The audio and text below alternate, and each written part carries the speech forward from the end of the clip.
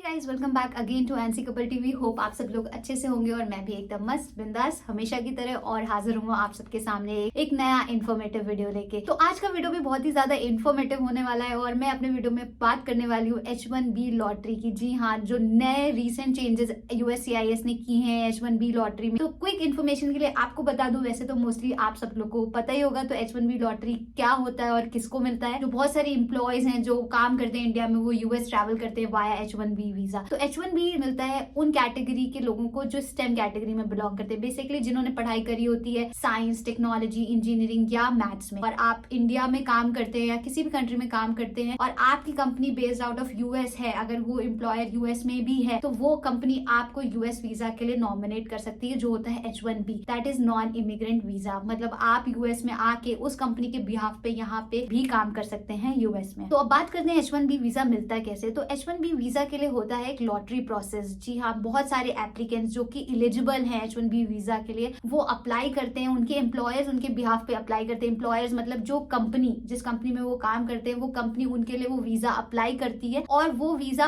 Pick होता है एक लॉटरी की तरीके। मतलब एक साल में अगर 1 लाख एप्लीकेशन या 10 लाख एप्लीकेशन जा रहे हैं तो USCIS का कोटा है कि वो सिर्फ 85,000 एप्लीकेशन को ही पिक कर सकते हैं, इसलिए लॉटरी प्रोसेस कहा जाता है, क्योंकि पूरा लक पे डिपेंड करता है वेदर आपका वीजा पिक होगा नहीं पिक होगा, कोई गारंटी नहीं है। अगर आप एलिजिबल भी हैं, बस आप नॉमिनेट कर सकते हैं, लेकिन पिकिंग की कोई गारंटी नहीं है, इसलिए इस प्रोसेस को लॉटरी बोलते हैं कि आप लॉटरी में सिलेक्ट हुए कि नहीं हुए। और एक साल में USCIS जो है सिर्फ 85,000 एप्लीकेंट्स को सिलेक्ट करता है US में काम करने के लिए। तो और 85 जो ओवरऑल नंबर है, इसमें से 20,000 ऑलरेडी रिजर्व्ड हो जाते हैं उन लोगों के लिए जो US में आके पढ़ाई करना चाहते हैं, मतलब मास्टर्स करना चाहते हैं बेसिकली। तो वो वहाँ 20,000 उन एप्लीकेंट्स का माइनस हो जाता है, तो बचे कितने, सिर्फ 65,000। तो ये सिर्फ एप्लीकेंट्स इंडिया के भी हो सकते हैं, चाइना के भी हो सकते हैं। आज मेनली हम कवर करेंगे रीसेंट चेंजेस USCIS क्या क्या लाया है पूरे प्रोसेस में, जो उनका अभी तक वीजा का पिकिंग प्रोसेस था H1B लॉटरी सिलेक्ट करने का, और ये चेंजेस क्यों लाया है। तो पूरे वीडियो में बने रहिएगा और अगर हमारा चैनल आपको अच्छा लग रहा है तो प्लीज चैनल को सब्सक्राइब जरूर करें और भी ऐसे इन्फॉर्मेटिव वीडियोस के लिए। जो ये सब चेंजेस की मैं बात कर रही हूँ वो लास्ट ईयर अक्टूबर 2023 में USCIS ने प्रपोज किए थे और वो प्लान था कि वो इम्प्लीमेंट होंगे नहीं इम्प्लीमेंट होंगे,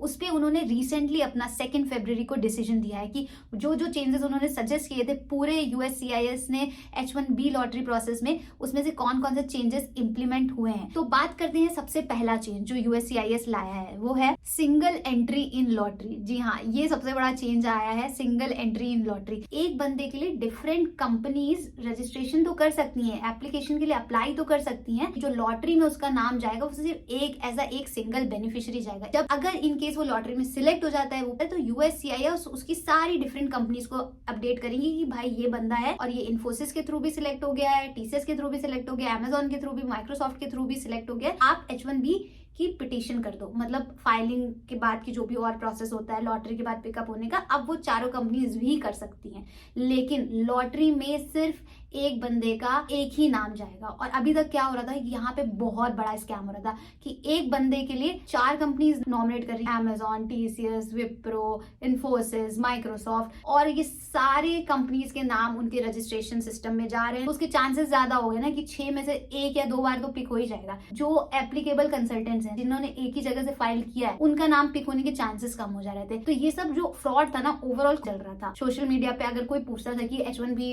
के थ्रू कैसे आए, तो बहुत सारे वीडियोस में बहुत सारे लोगों ने ओपनली बात किया कि भाई मल्टीपल नॉमिनेशंस करो, कहीं ना कहीं तुम्हारा चांस बन ही जाएगा कि तुम सिलेक्ट हो जाओ। और मैंने इस पॉइंट पे थोड़ा डिटेल में इसलिए बात की क्योंकि इससे बहुत ज्यादा अपॉर्चुनिटी और मतलब चांसेस बढ़ जाएंगे बहुत सारे एलिजिबल कैंडिडेट्स के, जो अभी तक नहीं हो पाते थे बिकॉज ऑफ डुप्लीकेट एंट्रीज। और ये अभी तक क्यों होता था, इसका भी एक सेकेंड रीजन है, बिकॉज एप्लीकेशन फाइल करने की, मतलब H1B के लिए नॉमिनेट करने की USCIS की फीस थी सिर्फ $10। आप समझ लीजिए 750 से 800 रुपीज। ये भी चेंज जो था, उन्होंने सेकेंड चेंज प्रपोज किया था कि वो फीस बढ़ाएंगे $10 से, जो अभी करंट फीस है उसको कर देंगे $215।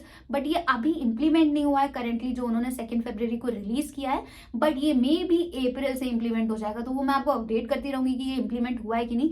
अभी एज अ करंट प्रोसेस जो फीस है वो सिर्फ $10 ही है। बात करें इस इस साल कब रजिस्ट्रेशन ओपन हो रहे हैं, तो इस बार 6 मार्च से लेकर 14 मार्च तक 2024 H1B नॉमिनेशन के जो विंडो है रजिस्ट्रेशन की वो ओपन हो रही है। तो जो भी इस साल अप्लाई करेगा वो इस विंडो में मतलब उनकी कंपनी उनके बिहाफ पे H1B फाइल कर सकती है। सेकंड रूल की बात करेंगे जो USCIS ने इंप्लीमेंट किया है, तो इस बार वो रजिस्ट्रेशन पूरी तरह से क्लोज नहीं कर रहे हैं, वो रजिस्ट्रेशन ओपन रखेंगे। अगर उनको फर्स्ट राउंड में 85,000 कंसल्टेंट्स नहीं मिलते हैं वो फिर से एलिजिबल एम्प्लॉयज को नॉमिनेट कर सकते हो और वो फिर से उनमें से बंदे छाटेंगे जिससे कि उनका वो 85,000 का जो कोटा है वो पूरा कंप्लीट हो जाए, जो 85,000 उन्हें लोग चाहिए वो उन्हें मिल जाए। थर्ड पॉइंट की बात करूंगी कि आपका H1B का जो वीजा है वो स्टार्ट हो जाएगा first physical year of that year from October से। इसको इन्होंने एक्सटेंड किया है, मतलब इन्होंने 6 मंथ्स का ग्रेस पीरियड दिया है। इन केस अगर आप 1 अक्टूबर को अपने एम्प्लॉयर को रिपोर्ट नहीं कर पा रहे हो तो आपके पास ग्रेस पीरियड है फ्रॉम 1 अक्टूबर टिल अप्रैल कि आप उनमें से 6 महीने तक भी अपने एम्प्लॉयर के पास जाके आपको रिपोर्ट कर सकते हो। तो ये इन्होंने ग्रेस पीरियड दिया है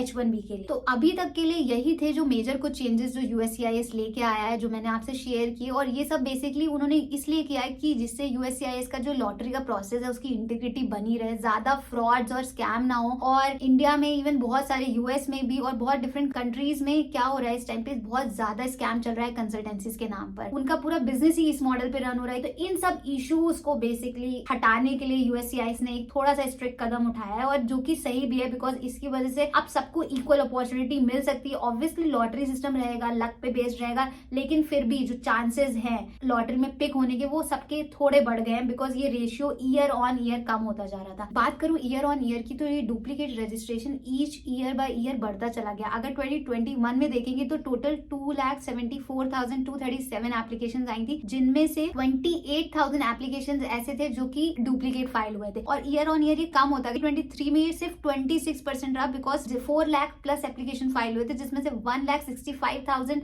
एप्लीकेशन तो डुप्लीकेट फाइल हुए थे। इस ईयर की बात करें जो लास्ट फिजिकल ईयर निकला है 2024 में, तो 7,80,000 एप्लीकेशन फाइल हुए और उसमें से 4 लाख प्लस एप्लीकेशंस तो सिर्फ डुप्लीकेट फाइल हुए। तो आप सोचिए कितनी ज्यादा डुप्लीकेट फाइलिंग हुई है, जिसकी वजह से ऑब्वियसली जो ये रेट था सिर्फ 14% बचा। यही था आज का पूरा वीडियो। होप आपको ये वीडियो अच्छा लगा होगा, और अगर वीडियो अच्छा लगा है तो प्लीज चैनल को लाइक करें, शेयर करें, सब्सक्राइब करें। फिर से मिलते हैं नेक्स्ट व्लॉग में, तब तक के लिए thank you for watching NC couple TV.